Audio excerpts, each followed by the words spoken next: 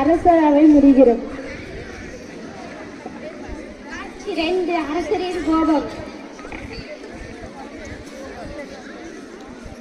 வணக்கம்.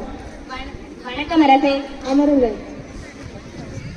என் ஆட்சியில் ஏதும் குற்றம் உள்ளதா? அரசே, ஏன் இவ்வாறு திடீரென்று கேட்கிறீர்கள்? திடீரென்று தோன்றியது, அதனால் கேட்கிறேன். அரசே, நேற்று ஒரு பாளையக்காரர் வந்திருந்தாள் அல்லவா? ஆம், அவர் என்ன கூறியிருந்தார்? அவர் மாகாணத்தில் தண்ணீர் பிரச்சனை. அப்படியா? இதை கூட கவனிக்காமல் நீங்கள் என்ன பண்ணி கொண்டிருந்தீர்கள்? மன்னிக்கவும். இப்போதே அந்த பிரச்சனையை தீர்த்து வைக்க வேண்டுமா? சரி. அரசர் பாளையக்காரர்களை சந்தித்தோம்.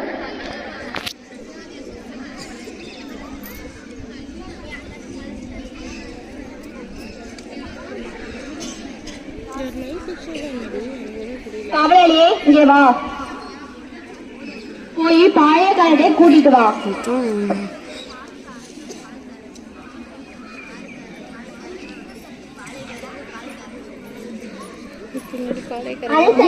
மன்னனே, நீங்கள் இருவரும் இங்கே எதற்கு வந்துள்ளீர்கள்?